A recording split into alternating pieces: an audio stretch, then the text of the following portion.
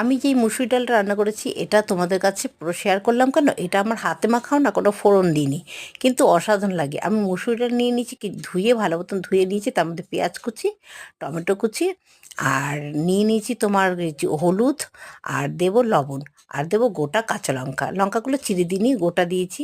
আর দেবো সর্ষের তেল, একসাথে সর্ষের তেলটা দিয়ে দেবো। দিয়ে এবারে আমরা ঢেকে ঢেকে এটা অল্প জল দিয়ে দিয়ে ঢেকে ঢেকে এটাকে সিদ্ধ করব। সিদ্ধ করে আবার পরে একটু জল বেশি করে, একটু জল দিয়ে, বেশি পাতলাও হবে না আর একটু ঘন, বেশি একদম ঘন হবে না, এরকম একটা ডাল সত্যি অসাধারণ লাগে খেতে। তুমি রুটি দিয়েও খেতে পারো, এটা ভাত দিয়েও খেতে পারো, মানে এতটাই ভালো লাগে খেতে। হয়ে গেছে কিন্তু আমার ডালটা, এবার আমি ধনেপাতা দিয়ে নামিয়ে দেবো।